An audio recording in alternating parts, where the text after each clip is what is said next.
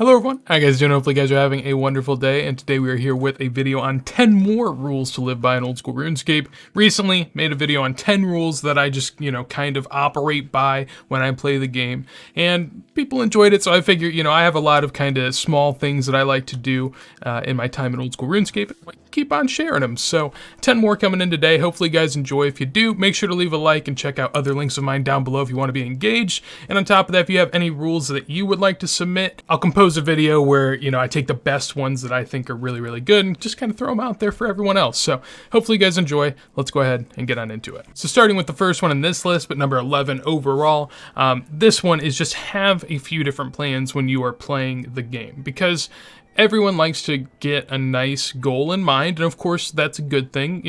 Early on maybe someone might want to just get 100 quest points and then Barrow's gloves and just kind of keep on moving. But at the same time, you have to have some other doors open in game in case you run into a little bit of a roadblock where you're just feeling a bit stuck in game. You don't want to have that constant just feeling that you have to keep going. I mean, it is nice to kind of push yourself here and there, but at the same time, you do want to be able to achieve stuff in other aspects of the game. Oftentimes, people may kind of just pigeonhole their account and really think that they just have to keep on going that way, but there are tons of different routes to go, and as long as you have 2-3 other things that you can kind of do whenever that help broaden your account, that's definitely a good way to go, at least in my experience of playing both as a pigeonholed account that only does Slayer and a actual account that is built fully from the start. I definitely enjoyed that a lot more. The second one on this list is don't be afraid to try new money makers, skilling techniques, anything in game, just because it might not be what you're used to. Maybe it's a little worse in a certain regard. Just whatever it is, you really should try a lot of different methods in game just to find out if you like them, because there's just always things that you're going to be missing out on. Personally, whenever I max my account, there are some places that I didn't go that I wish I would have, looking back on it. Like Sepulcher, I just, couldn't be asked because I wanted to max. I was just in a hurry, and it is what it is, and it would have been faster had I gone there, but ultimately, I'm just trying to hang out and do agility and not want to die. So it's just, I think it's best if you just go and try as many things as possible, so then you have a good idea of what you like and what you don't. Because something like ZMI was something I just never did back in the day, but whenever I go and do it now, I like it more than any other place in game for rune crafting, other than like blood runes or soul runes, which are really AFK. But had I not tried out different areas, I would have never known. And there are plenty of examples like that in game for me, so just make sure you try a lot of things. I guess don't judge a book by its cover. And then the next one on this list, most people are going to know this, so I'm not, breaking ground with a lot, but for anyone that doesn't know about Runelite, maybe you're new, maybe you're like, what's Runelite? It is essentially just the best client to have in-game. Jagex's, version of the client is not up to the standard of what they let everyone play on, which is Runelite. That has just become the gold tier standard. There are really no other clients. Back in the day, like, 3-4 years ago, there used to be a lot of different clients that were kind of battling for who was the best. And at this point, it's just a clear-cut answer. If you're using any other client, it's either not as good or it's too OP and probably shouldn't be allowed. That's ultimately where you have to end up. Runelite is amazing. I'll link it down below. I don't want anyone going to the wrong site on accident, but I would recommend it. Most people know about this, but just saying, if you don't, you gotta have it. And then number 14 overall is don't ever try PK. This is obviously, subjective. Maybe some, I am the person that just said try different things, so maybe try a little bit of PKing. But here's my warning advice for you. PKing is incredibly hard to learn. So it's not like, other skills, other monsters where you can kind of pick up a nice groove. PKing, you're going to be playing against people that are insanely good at what they do. So you're not going to stand anywhere near a chance. And in the time that it's going to take you to build up what is a competent PKing experience, you're just going to be absolutely out of money. You're going to be rinsed for everything you own, and even then, best case scenario, you lost a lot of money and now you're probably about even with the other PKers. The skill gap is just so wide right now. Honestly, even if you become a god tier PKer, there's just not many people to fight against, so it's not even really that enjoyable, and Jagex hasn't made it an point for them to actually just, make PKing viable, make it exciting, entice people to go there, they haven't done anything. So the prospect of the future is horrible for PKing. The idea of getting good at PKing just sounds horrible. And this comes from someone that I used to PK. I love PKing, but I would never do it now. And so, I just warn others about it. If you want to try, by all means, it's a decent time, but long term, Then the next rule is don't spend money on something in-game unless you're absolutely sure that you are going to need it now and use it a lot now. This sounds pretty obvious. I mean, you'd be like, why else would I buy something unless I don't need it right now? But there are times like this where even I am making the mistake, and I say even I as if I should be better, because I've played tons of accounts. Like,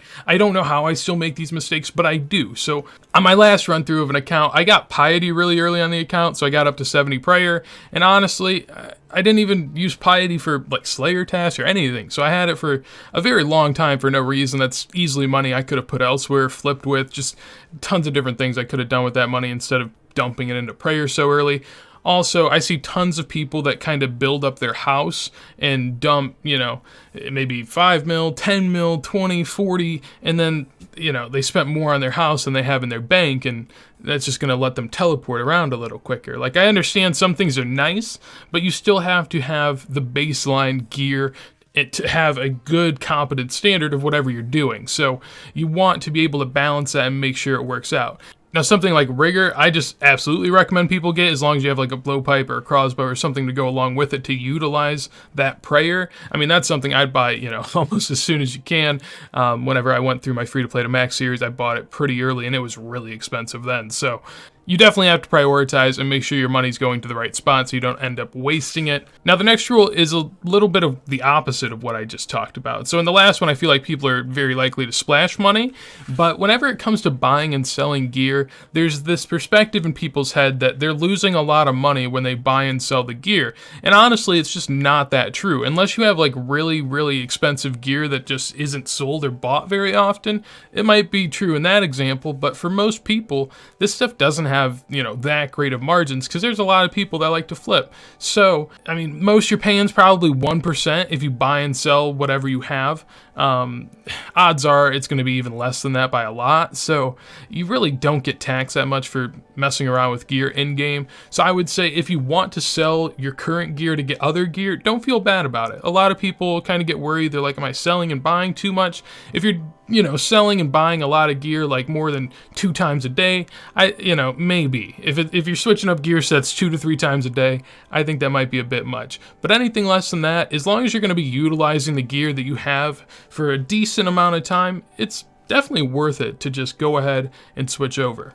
And speaking of flipping, on the other side of this, if you don't want to be getting taxed and you want to actually be the one taxing people in theory, flipping is a great way to go. Personally, I am a big fan. Flipping is essentially just buying low, selling high, very obvious thing. You're just messing around with the margin between the lowest price someone is willing to sell for and the highest price someone is willing to buy for. There's always a gap there, or else they would have bought and sold and they would have met. So you're just kind of playing with that in between. Some people get a little bit more advanced and do other things, but ultimately it's just messing around with the market. And you can do this whenever you're doing bank standing skills and just AFKing. You can do it in between herb runs, slayer tasks, whatever you're doing. You can work it into how you're playing. It doesn't take that long, and it is pretty good money in my opinion, especially once you start to get really good at it, because it's just kind of extra money. You didn't really work for it that much. You had to type in some stuff, figure out a margin, but once you kind of figure it out, it's not that hard. I have a lot of guides if you want to check them out. It does take a bit of learning and a bit of experience, so don't get frustrated with it. You're going to take some losses, but your wins will outgain your losses, and you'll have a good time with it. I would imagine if you're into that type of stuff, you got to know if you enjoy it. I mean, personally, I'm a big fan of markets, and old school RuneScape, and I guess just RuneScape in general, has taught me a lot about them, and it's been an enjoyable time for me, so personally something I partake in. And then the next rule for me is never feel the need to do dailies. Whatever it is, hourlies, birdhouse runs, herb runs, your tiers of guthics, your this, that. I mean, personally, I'm just not a fan. Whenever I got burnt out of RS3, a lot of the reason why I felt like I got burnt out is because every day when I'd hop on, there was like 4 or 5 different efficient meta things that I should be doing that I didn't enjoy doing. I just did them because, you know, it's what I'm supposed to do, I guess. But, you know, if you don't enjoy it, if the game seems monotonous at that point and you're not enjoying the activity that you're partaking in, just stop. It doesn't matter if it's efficient or the best thing you should be doing. It's all about if you enjoy the game. And that takes me into the second to last one, which is that RuneScape is a marathon, not a sprint. Tortoise and the hare, you've all heard it. You know what the story's about.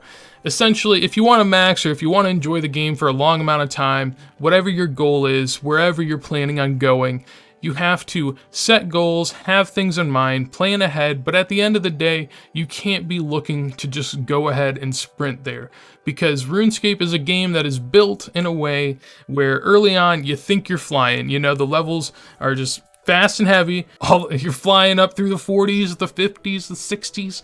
You think you're just gonna nail it, and then you get absolutely torched by the 70s, 80s, 90s. You start to really feel what the grind is like. So you can't have that mentality really at any point that you think that you're just gonna fly by in this game, because you're just not. You know, people playing this game for a while and still, I mean, there's still more to do. That's the fun part about it. That's the enjoyable aspect, but you just have to understand that going in, because if you don't, you're gonna get burnt and you're gonna be a little disappointed, and that's okay. You know, it's the learning process everyone goes through, but if you plan a little bit ahead, you won't be as disappointed. So just try to enjoy the small steps along the way, and don't get, you know, frustrated by, you know, it takes this much time, I wish I could do it quicker. Like, just, you know, enjoy, relax, go on your grind, do your thing, hang out with people, do what you gotta do. And then finally, the last rule of this video, and just, you know, I guess it should have been like rule number 1 or whatever, but it is just so important.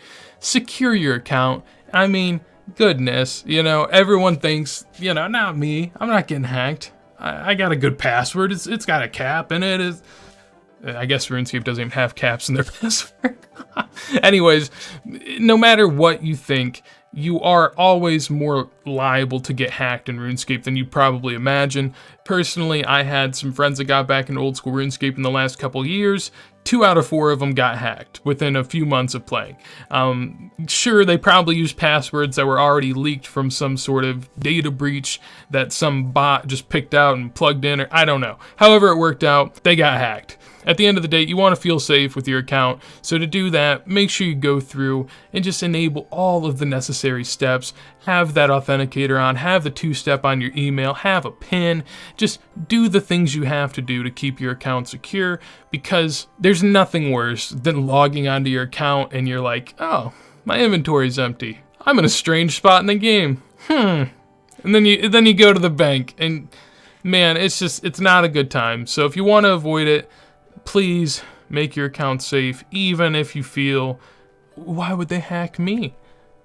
It's just some bot plugging in names. He doesn't care, he's a mercenary, he's just doing what he's got to do. So that is 10 more rules that I live by in old school RuneScape. Hopefully you guys enjoyed and take whichever rules you like and apply them to your own gameplay. So if you did enjoy it, make sure to leave a like. Anything you want to tell me, feel free to in a comment down below, along with your own rule that you enjoy. And if you guys want to see more videos like this as soon as they go live, make sure to subscribe, and any other content you'd like to see probably is in the description down below. But with that said, hopefully you guys have a wonderful day, and peace.